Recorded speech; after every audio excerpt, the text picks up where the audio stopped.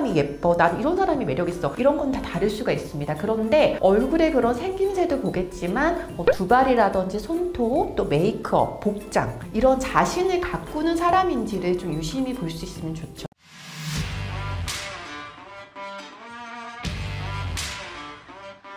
안녕하세요. 병원 언니 정지은입니다. 얼마 전 제가 개원 준비 중인 원장님 한 분과 미팅을 하고요. 제 책을 선물로 드리면서 좀 많은 얘기를 나눴었는데 역시나 가장 고민이 많고 또 조언을 얻고 싶어하는 부분이 바로 이 직원 채용이더라고요. 모든 병원이 다 마찬가지인 것 같습니다. 그래서 제 책에 어떤 직원을 어떻게 채용해야 할까 그런 챕터가 있는데 제가 아마 영상에서도 소개를 해드렸을 거예요. 그걸 보여드리면서 원장님 면접 체크리스트 보면서 면접 보시면 많이 도움되실 거예요 라고 설명을 드리다가 갑자기 그 원장님께서 근데 어떤 직원이 좋은 직원이에요? 이렇게 저한테 질문을 하시는 거죠. 그래서 그 순간에 제가 책에 그 내용이 좀 구체적으로 안 들어가 있구나 해서 제가 원장님께 제가 영상을 다음 주에 찍겠습니다 라고 하고 바로 오늘이 그날입니다. 그래서 면접을 볼 때 좋은 질문을 잘해야 좋은 직원을 채용할 수 있죠. 이건 당연한 건데 그렇다면은 그 질문을 하고 나서 봤을 때 어떤 직원이 좋은 직원일까요? 네, 이건 시간을 두고 지켜봐야 알 수 있는 것들이 많지만 좀 확률을 줄일 수 있는 답변을 제가 드리도록 하겠습니다. 자, 첫 번째는 면접 보는 내내 잘 웃는데 어색하지가 않다. 흔히 우리가 웃상이라고 이렇게 표현을 하잖아요.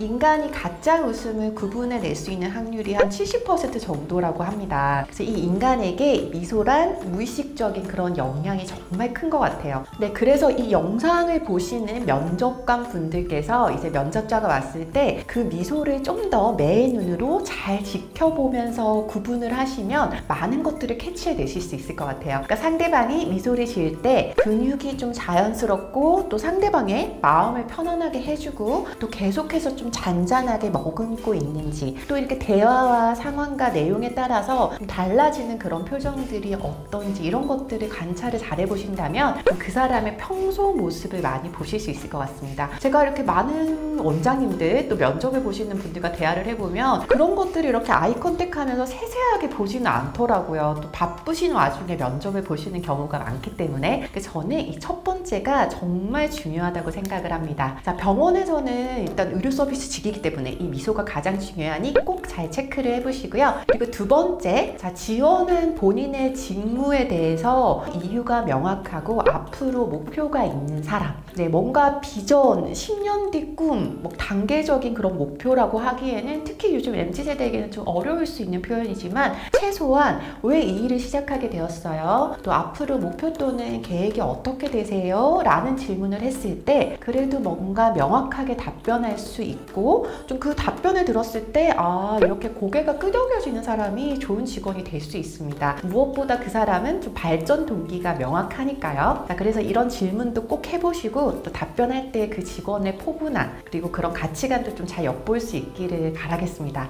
그리고 세 번째는 취미생활이나 여가활동에 대한 질문을 했을 때 본인만의 뚜렷한 취향이 있다. 네, 이게 외향인 내향인 관계없이 보통 취미라고 하면 뭐가 있을까요? 운동, 독서, 카페 다니기, 뭔가를 수집하기 이렇게 수많은 취미 활동들이 있을 텐데 제가 좀 경험해 보니까 이런 뚜렷한 취향이 있는 사람들이 워라밸 관리도 잘하고요. 또 삶에 대한 열정과 이게 바로 연결이 되는 경우가 참 많았습니다. 또 번아웃이 일하다 보면은 누구한테든 온단 말이에요.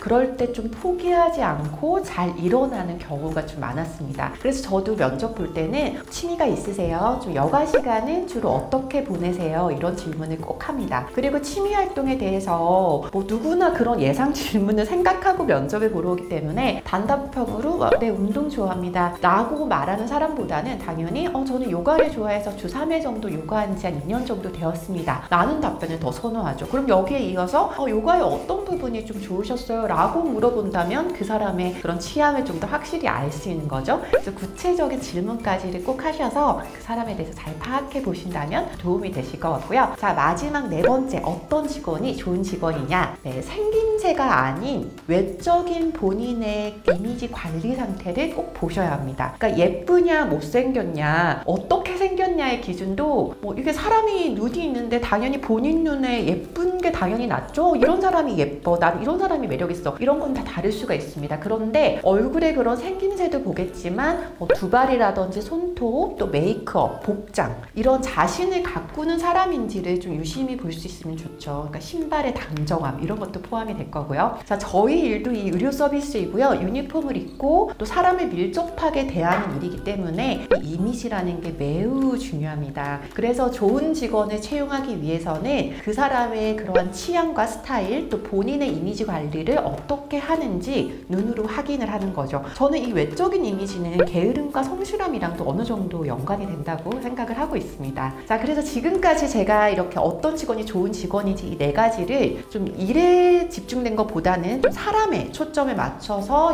좀 설명을 드렸고요. 그런데 병원에서는 일 잘하는 것도 너무나 중요하잖아요. 좀 이거는 어떻게 일 잘하는 좋은 직원인지 확인할 수 있는가, 네, 이거를 제가 다음 영상에서 한 번 더 소개를 해드리도록 하겠습니다. 오늘 영상 도움이 되셨을까요? 네, 좋아요와 구독하기, 알림 설정 잊지 마시고요. 댓글 주시면 답변 드리겠습니다. 병원 탐구 생활은 병원 언니, 다음 시간에 또 만나요. 꼭이요.